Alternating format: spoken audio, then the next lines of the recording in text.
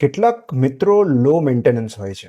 તેમને જાળવી રાખવા માટે બહુ પ્રયત્નો નથી કરવા પડતા. દિવસો કે મહિનાઓ સુધી વાત ના થાય તો પણ જ્યારે મળીએ ત્યારે કશું જ બદલાયું ના હોય.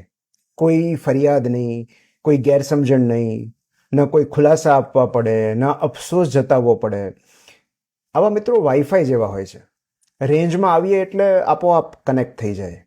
જેને જાળવી રાખવાની ચિંતા કે જવાબદારી નથી હોતી એવી મિત્રતાનો ભાર નથી લાગતો. જેઓ તમારી ગેરહાજરી વિશે ફરિયાદ કરવાને બદલે તમારી હાજરીને ઉજવે એવા મિત્રો દુર્લભ હોય છે. આપણા જીવનની વાર્તામાં આવા મિત્રો બુકમાર્ક જેવા હોય છે. ગમે તેટલા સમય પછી પણ એમની સાથેની વાત અને મુલાકાત ત્યાંથી જ શરૂ થાય છે જ્યાં છેલ્લે છૂટી ગયેલી. નો ડ્રામા, નો ડિમાન્ડ્સ, જસ્ટ પ્યોર અનકોમ્પ્લિકેટેડ કનેક્શન. એવા મિત્રો સાથે કેટલી ફ્રિકવન્ટલી વાત થાય છે મહત્વનું નથી, પણ જ્યારે વાત થાય છે ત્યારે કેવી ફીલ આવે છે એ મહત્વનું છે. આવા મિત્રો યાદ કરાવે છે કે ડિસ્ટન્સથી મિત્રતા ડાયલ્યુટ નથી થતી, અંતર વધવાથી આત્મીયતા નથી ઘટતી.